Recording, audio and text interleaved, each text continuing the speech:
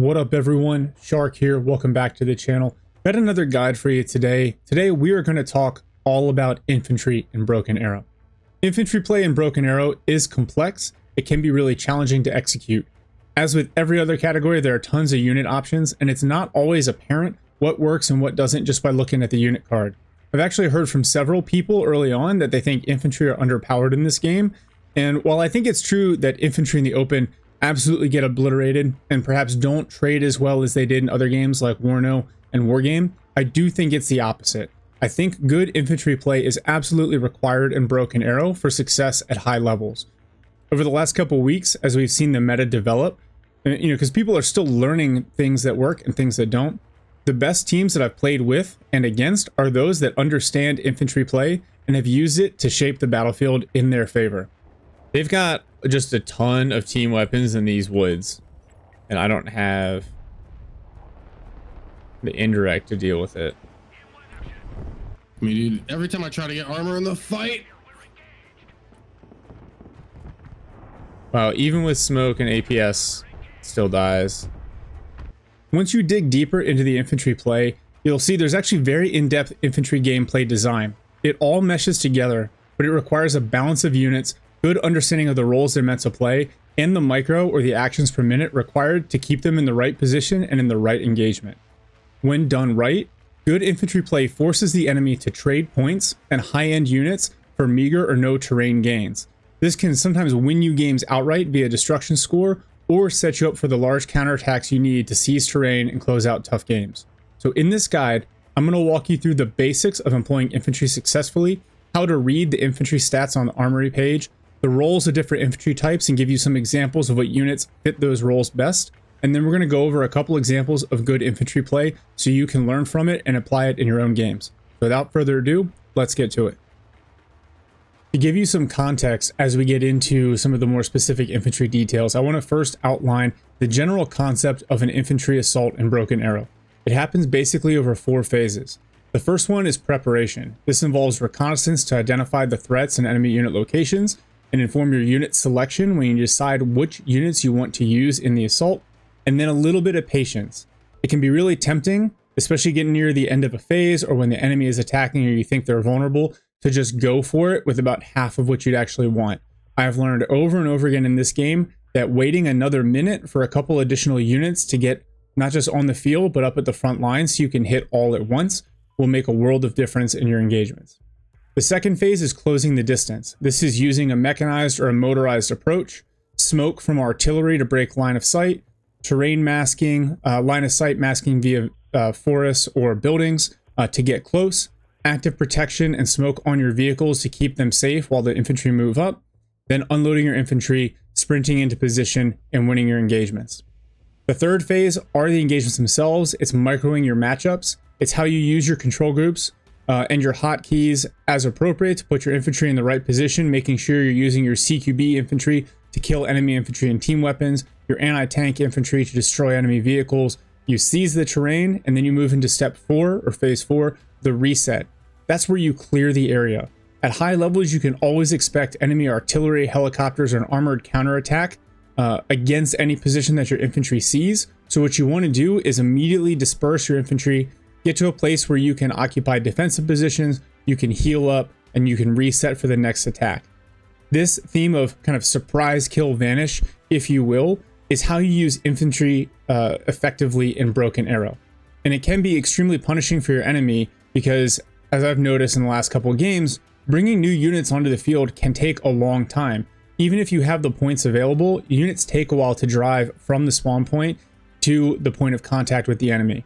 2, if you do this effectively and you kill some of their high value units, now they have to wait until those tanks, those helicopters, those APCs are available again, and that gives you additional time and space and breathing room. And 3, if you do this right, you aren't even trading. You're just killing their stuff, taking terrain with minimal cost at your end. Remember, if just one member of a squad is available and you get them back and resupply them, you give the enemy nothing. So the more you can preserve your units throughout the engagement, get them back and heal them up or send them back to base, the better you will trade and the more frustrating this play will be for your enemies. All right, first, let's talk a little bit about the controls that are available to you. So with infantry units, Obviously, you can right click to move them, right? You can double right click to have them sprint. I have that option disabled. Instead, I hit Z, which is the same key as Afterburner, which will immediately cue a sprint. The unit will sprint for 10 seconds, and then there will be a cooldown based on the unit's fitness. This is available in the armory, in this case at 60 seconds. Also, please note that your infantry will not shoot while sprinting. You can tell them to attack move by hitting Q and then left clicking. That means that they will stop to engage targets that they encounter. You can hit E to have them stop, and then you can hit X, just like with vehicles, to have them drop smoke. Keep in mind, if you have multiple units selected, all the units will drop smoke.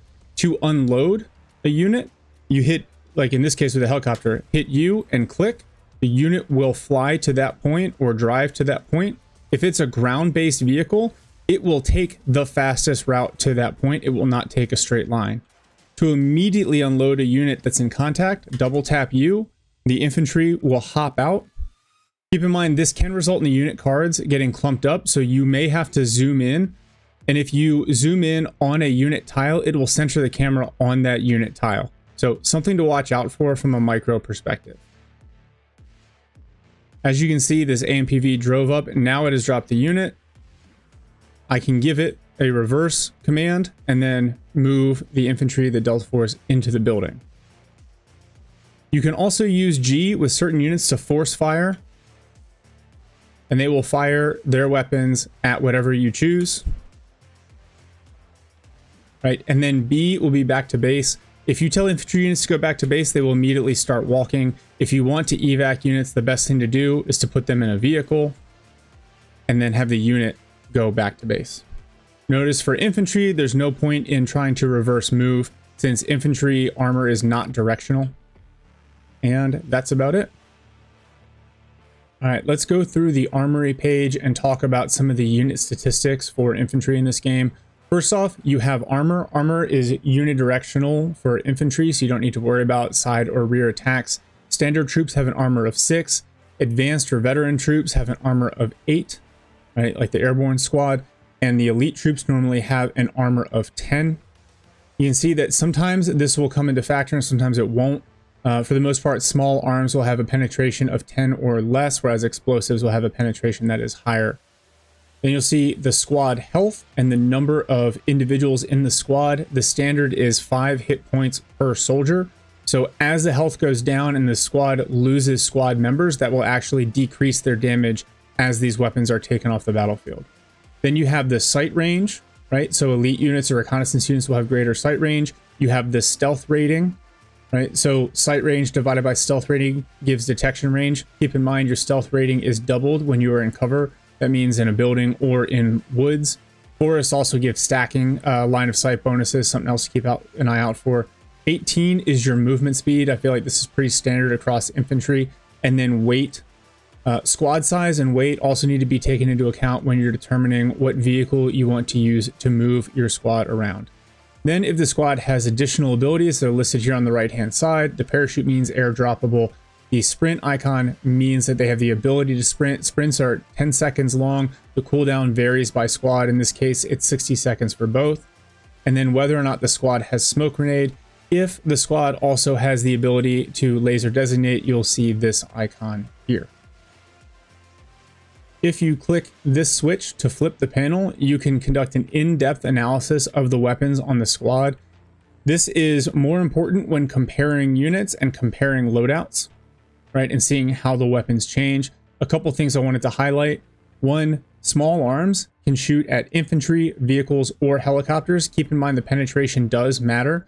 So in this case, the airborne squad with the next generation weapon system has much higher kinetic penetration than some of the other small arms. That means they can do additional damage to light skin vehicles and helicopters that you might not expect. Then you want to look for things like this. This is a grenade launcher. These explosives are extremely useful in dealing damage to infantry units in combat, which we'll talk about, and also increasing panic or suppression states. Again, they can target infantry or vehicles. You'll see in this case, the airborne unit has an LMG. The Spetsnaz unit has a suppressed sniper rifle. In this case, they can target all the same things, but the sniper rifle gets an ignore cover rating. And then here for the anti-tank weapon, The most important thing here is again seeing what it can target. So some anti-tank weapons or explosive weapons do double duty, which means they can attack infantry as well. You can tell that you can't because one, the icon's not there, but two, there's no blast radius. That blast radius provides an advantage that we'll talk about later when we get into standoff squad setups. And then in this case, this Spetsnaz GRU squad not only carries RPG 28s, but also Verbas for an anti-air weapon. In Broken Arrow, there are essentially 4 categories of infantry that you need to be concerned with. There are elites, mainlines, handheld anti-tank squads, and then team weapon squads. So I'm going to start by talking about elites, which I basically break down into 2 categories. There are elite CQB units, otherwise known as breacher units, and elite standoff units, or sometimes called forest clearing units. These 2 units here that I have, Delta Force and SSO, these are the best elite CQB units in the game. And what makes a unit a CQB or a breacher unit as opposed to a standoff unit is the presence of flashbangs. Shotguns help, grenade launchers help, but the flashbangs are the biggest thing that separate a true CQB unit from a makeshift CQB unit. What a flashbang does is instantly panics the squad in the building that's hit with the flashbang. That means that if you get a flashbang off against a squad, even if on paper, based on damage values, the weaponry they have, the squad size, etc., even if it looks like they would win, if you panic them with the flashbang and get in the building with them, the engagement will go your way with very, very little damage. As you can see, these squads are almost otherwise identical. The Delta Force squad has more personnel in it and greater health. Vision is the same, stealth is the same, speed is the same, smoke is the same. Loadout is essentially the same with the exception of the Bobr, which gives, it's a thermobaric weapon, rocket launcher that gives the SSO a little bit of better use against vehicles. But really this engagement is going to come down to which squad gets to use the flashbang on the other squad. That will determine who wins this engagement. On the US side, the single best elite CQB unit is the Delta Force Close Quarters Loadout. You see it's got the flashbangs here. It's worth noting that the pararescue folks also get the flashbang, but they're a much smaller squad size, and honestly the special tactics variant is better. Rangers, even with their CQB loadout, they get a law but not flashbangs. And then you also have the Marine Raiders CQC, which have very high damage values, but again do not have flashbangs. Other units that don't necessarily fall into the elite category but can be very good for breaching are the mech engineers and the combat engineers, right? Because they have shotguns and these smalls which can be used to help in breaching as well. It's worth noting the Green Beret flash loadout for the US, we'll talk about this later. This is a incendiary top attack round, so it does provide some value in infantry engagements, but it's not a flashbang, so it will not apply a stun effect. On the Russian side, the best elite CQB unit is the SSO with the close quarters loadout from the motorized infantry specialization. It's worth noting the Ingenierie Sturmoviki with the assault shield also come with flashbangs. They also have 10 armor. They are very, very good at breaching as well. They're from the Guard Tank Brigade. So depending on your specialization, you essentially have 2 options there. And then it's worth noting there are several other units that have good CQB performance, like the VDV Spetsnaz and the Spetsnaz GRU. You see they have high damage values, even though they don't have the flashbangs.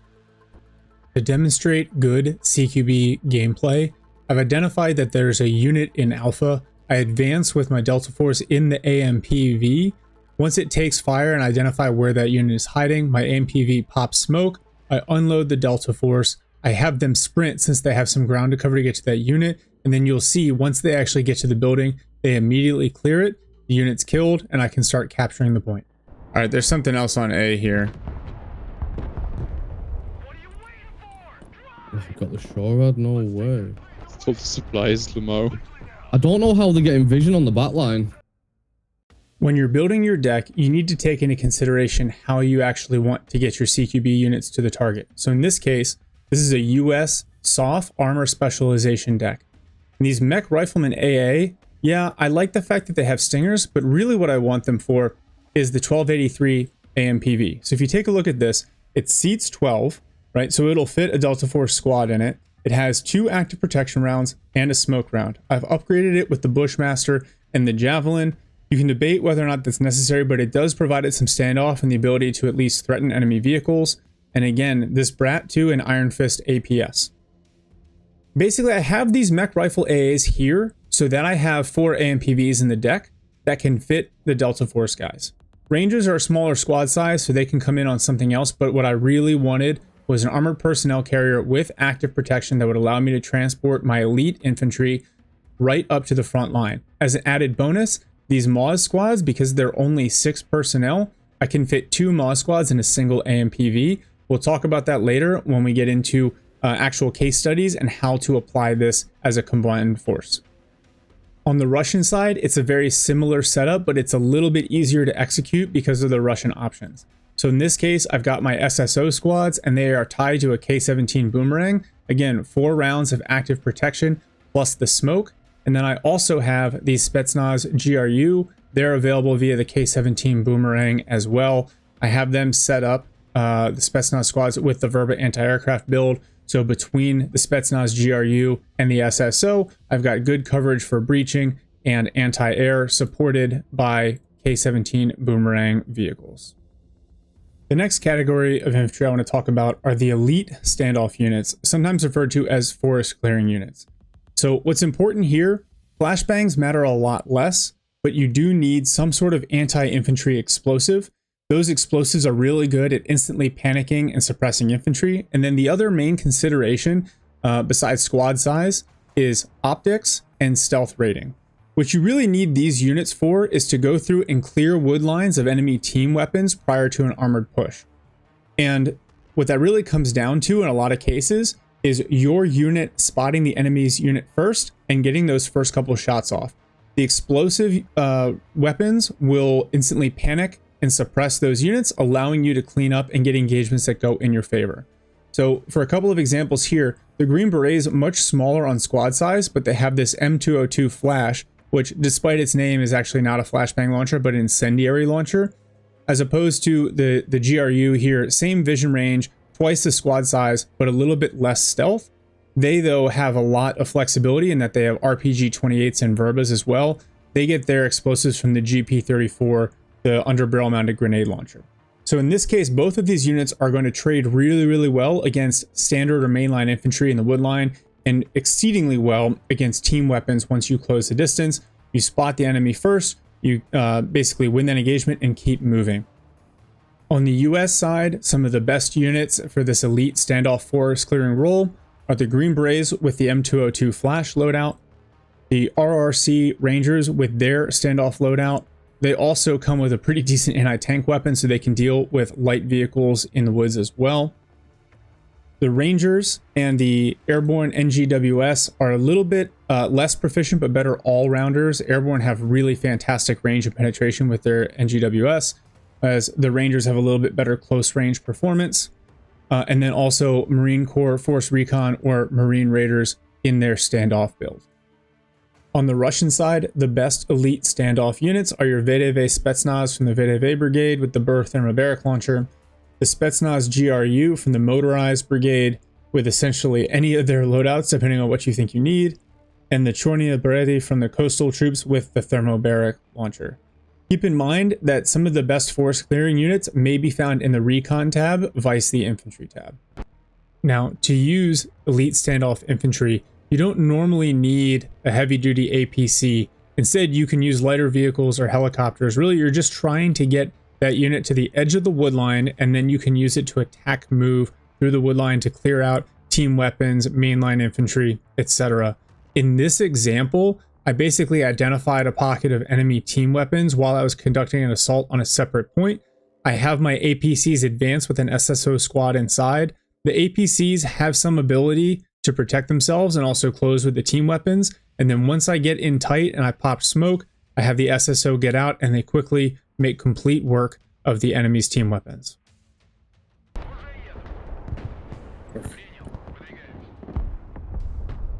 Oh, no. You just got a fucking pillbox here, dude. I love this shit. Yeah, dude. There's no way this thing's still alive. Alright, I'm bringing in helis.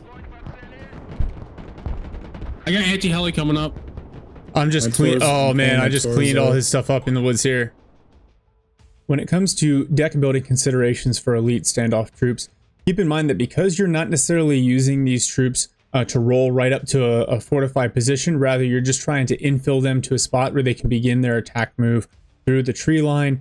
The actual vehicle is less important. It might be more about speed. So something like a Flyer GMV, a Silent Hawk, or a Little Bird, or even the LMTV Warpig is sufficient. This gives you a little bit of flexibility, and that's why on a more forested or open map, or if you're not fighting in a city, you're not as heavily reliant on specific APCs, specific builds, active protection, as you are with a breacher or a CQB loadout. The next category of infantry are your mainline infantry, and these are infantry squads equipped with anti-personnel and anti-tank weapons.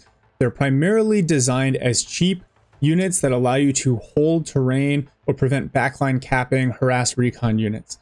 In a 1v1, they'll usually beat team weapons, but they will definitely lose to elites in pretty much any situation. So using them for offensive pushes is usually not very point effective or efficient. However, you can position them in places where they prevent backline capping, or they delay the enemy for long enough for you to shift your forces and stage a successful counterattack. The key thing with these units is not to overinvest in them. You basically transport them to a position where you need them to hold, and then you keep them out of sight. If you have too many on the field at one time, you're paying a lot of upkeep for not a lot of combat value. Think of them more as tripwires and things to harass the enemy rather than defeat the enemy outright. One thing that I didn't mention earlier that's really important in this game is that infantry, handheld, anti-tank will always apply a critical effect to an enemy vehicle if it penetrates. This makes handheld AT incredibly important. These squads, because they almost always have some form of handheld anti-tank, and then some of them may also have more potent team weapon style anti-tank, allows them, when you get in close to an enemy vehicle, to apply a lot of criticals and set it up to be destroyed by something more potent. However, if you leave them out in the open, they are just going to get annihilated. On the US side, mech riflemen are probably the weakest of the mainline units. The troopers from the Striker Cavalry Regiment have the added benefit of having javelins, though they only have 2 of them. That gives them some extra standoff to challenge enemy vehicles. And then as you get into some of the other specializations, you run into main lines that border on elite, so looking like the Rangers with additional armor and significantly more weapons. The Airborne NGWS, their weapons have really good range and penetration, so they are good with open sight lines. And then the Marines as well have a much higher armor and unit size for increased health and durability. On the Russian side, the options look a little bit different. You have the Moto Strelki and the Moto Pechota, who at the very least are very cheap, but their performance coincides with their point value. You can get slightly better main lines. The Desantniki, the Airborne, have additional armor. Same thing with the Morskaya Pechota. And then if you get into the Gorna Strelki, even though they have less armor and less squad size, they do have the advantage of having sniper rifles and this AT weapon, so they do trade well at range if you position them appropriately. As I mentioned when talking about the deck considerations with the US and the Russian elite troops, it may be worth noting that sometimes you're going to have these mainline rifles in just for the vehicle that they get to come with, to use it to transport around your team weapons, your advanced or your elite infantry, and your handheld AT. The third category of infantry I want to discuss are team weapons. There are a variety of team weapons, but they basically come in a couple of categories. There's anti-tank, anti-air, and then anti-infantry or anti-light vehicle. So it's important to note that team weapons are almost always simple support weapons. They can rarely, if ever, fire their main weapon on the move. Right here you see this has to be stationary to fire. And they are almost always going to lose any infantry engagement, especially if they are closed with or their building is breached. So instead, what you want to use team weapons to do is basically soak up terrain and apply basically a movement or maneuver tax on the enemy. And that's what really these high-end anti-tank missile squads are best suited for. If you get them in a position with a clear sight line, first off, never use these out in the open. Only use them in cover or in buildings with a clear line of sight. High-rise buildings are really good for this because they can see over the lower buildings. If you have a top attack weapon system like a javelin you get some additional benefit from that extra sight. But what you're trying to do here is impose costs on the enemy as they try to move. If you get kills, that's awesome, but in some cases, it's not necessarily about the kill. It's about creating swarms of missiles headed towards the enemy to overload active protection and basically force them to either decide, do I try to close with these team weapons, which you're often not going to be able to see unless you have really good reconnaissance until they're firing on you. Do I close with the team weapons and take a bunch of damage, lose all my APS and my smoke, or do I back up and resupply? And so you can essentially delay the enemy or impose costs on them in a way that's really, really efficient for you. The downside to team weapons is that they very rarely have a large magazine size. As you can see, this Cornet M and this TOW 2 Bravo only have 6 rockets, so you need to constantly keep them resupplied. And keeping them resupplied without putting them in danger is also very tricky. You want a resupply point 500, 600 meters away, where if it's destroyed, it's not going to hurt the unit, but they can easily pop out of a building or pop back through the forest, reload their weapons, and then move forward. They are also very vulnerable to aircraft and artillery fire, so sometimes having a layer, having anti-air missiles with your TOWs can be really valuable, and then paying attention to when they're under fire. This is one thing that I struggle with in Broken Arrow. I don't think the notifications are necessarily all that appropriate. Sometimes something gets hit with artillery and you have no indication because you're off microing elsewhere. But if you see them under fire, whether it's cruise missiles coming in, artillery, etc., pop them out of a building. Sometimes just moving them out of the building is enough to help them survive that engagement. Relocate them in the forest. Don't clump your units up. Use the line of sight checker tool to make sure that they have good access and good sight of enemy lines of approach. You'll be able to keep these guys alive and impose a lot of costs on the enemy team. On the US side, looking at anti-tank, you've got the TOW, the Cat Saber team, you've got the Cat Javelin team, right, for anti-tank for the Marine specialization. For the airborne, you've got the TOW team as well. On the Armor Brigade, Cav Scouts get a Javelin. This is technically in the Recce tab, but it is really useful. Striker Cav, remember, the troopers also get Javelins. And then for the Special Operations Forces, one trick here, the Ranger Stinger team can be loaded with a Javelin, and the icon actually doesn't change. It still has a Stinger in the icon. So one way to potentially trick your opponent is by using these Javelin teams. They might think it's a Stinger team in the woods. On the Russian side, almost every specialization has some sort of heavy AT team weapon. The VDV have the Cornet. The motorized infantry also have the Cornet, the Coastals have the Concourse, and the mechanized infantry have the Factoria. So lots of availability for anti-tank team weapons here. Anti-air or man-pads teams are incredibly valuable.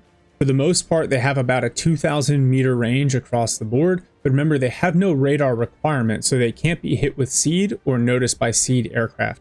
The primary value of these, one, is dealing with helicopters that are attacking your units, your armored pushes, and then two, getting some additional damage in on attack aircraft and bombers to make sure that your high-end anti-aircraft, stuff your Patriots, your S-300s, will get the kill and force the enemy unit to trade rather than just take away whatever they hit with their weapons.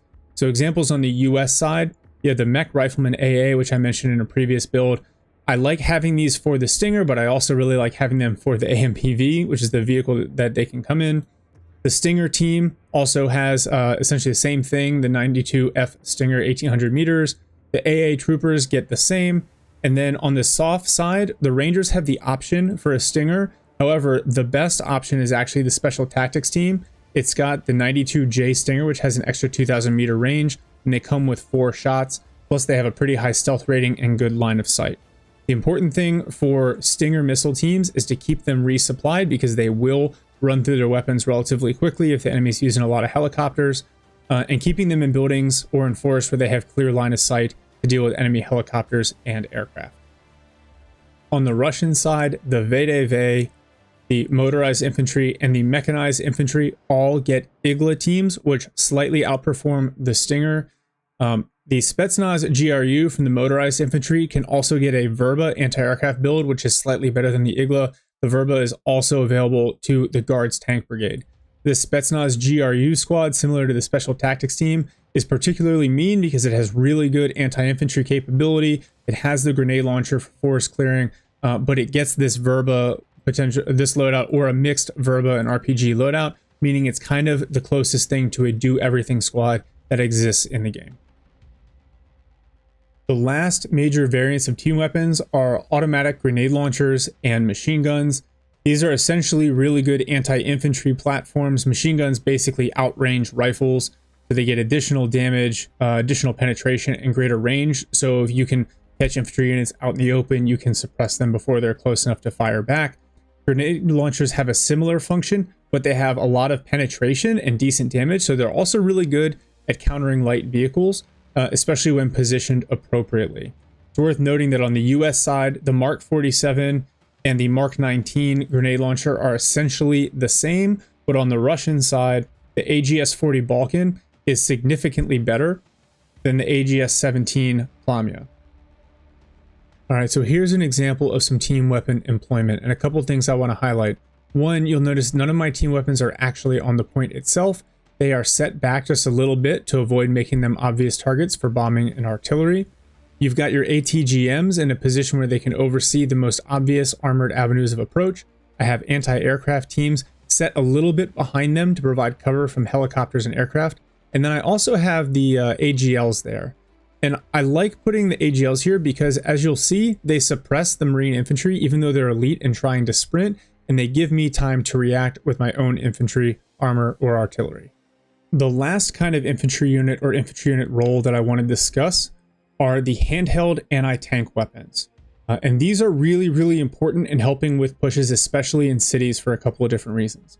One, like I mentioned before, infantry handheld anti-tank always provide a critical effect on a vehicle when they penetrate the armor. So when you're in tight with these handheld AT weapons, it's a great way to flip the tables on a tank or an APC that otherwise might win the fight. The other advantage here is that these squads will trade out very, very efficiently when used appropriately. So this Rangers Maws squad, which, believe it or not, can actually shoot the Maws on the move, is only 90 points. But if you kill something like a 390 point Armada or a 335 point T90 with this squad, you're trading at a 4-to-1. So effective use of these weapons is really, really valuable. A couple things that I want to highlight here. Normally you want to combine these with other units because if you look, let me unpin this briefly and zoom in. You'll see this Maws squad has 6 personnel, but 3 have Maws launchers and the other 3 have M4s. Despite the fact that they're Rangers, and yeah, Rangers lead the way, but these guys will lose out and out to infantry.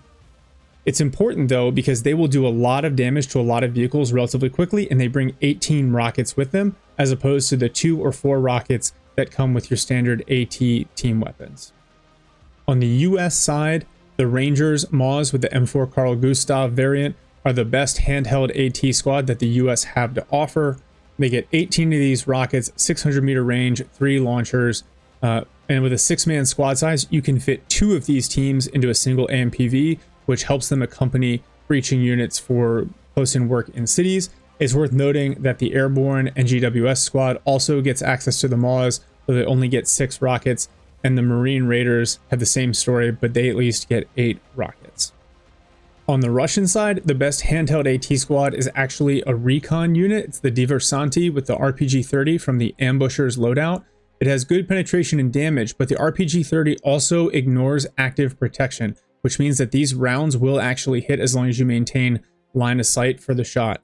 That's really, really valuable considering most players are using active protection like crazy on all of their high-end vehicles.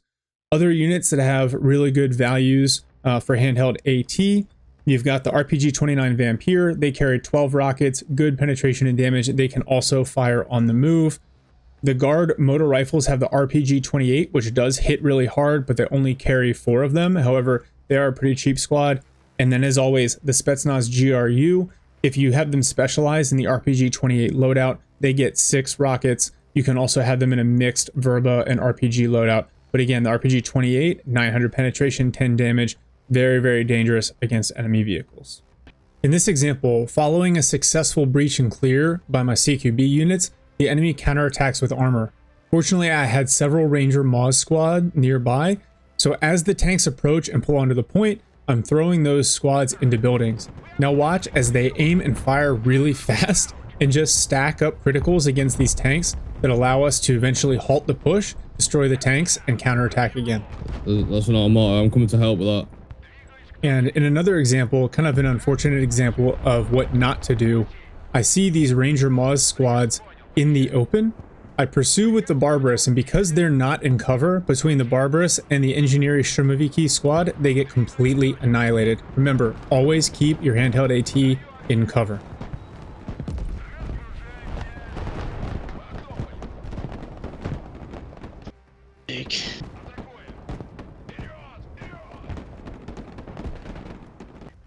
In this example, the enemy is entrenched around a key point. So what I have is a number of AMPVs with Ranger Moz squads and a couple others with Delta Force squads. Now watch, as I approach, I'm employing active protection and smokes to get close. I find vehicles in the wood line. I divert my AMPVs to deal with the vehicles. The Ranger Moz push up and occupy cover in the buildings to also deal with any other enemy vehicles. In my Delta Force units, I have sprinting from building to building to clear out the enemy's infantry.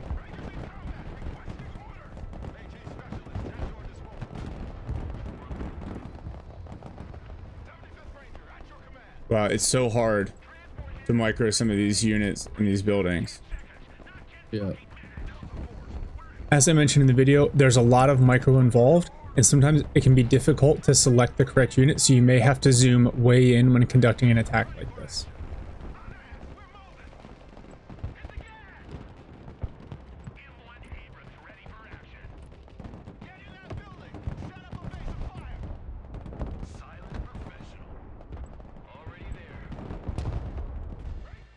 In this example, my teammate and I had been staging for an assault for a while, but the enemy threw a big attack at us, and once we repulsed it, we knew this was the time to go. So this is the start of our counterattack to capture one of the last 2 points the enemies own. As you can see, I get my SSO up, and even though there are 2 enemy squads in that building, a mainline and a team weapon squad, the SSO absolutely wrecked them. Yeah, my SSO win that all day. Oh, there's 10,000 supply there, just be careful. Oh shit, yeah. Missiles in the wood line here. Yeah, I'm on it. Now, as I bring in the rest of my force, we're confronted by a couple enemy attack helicopters. Oh, did I get the Fortunately, ball? I have some Spetsnaz GRU with an AA loadout, so you'll see I immediately pop them out of the boomerangs, have them hop into buildings to deal with the helicopters, and continue to push with my other SSO squad.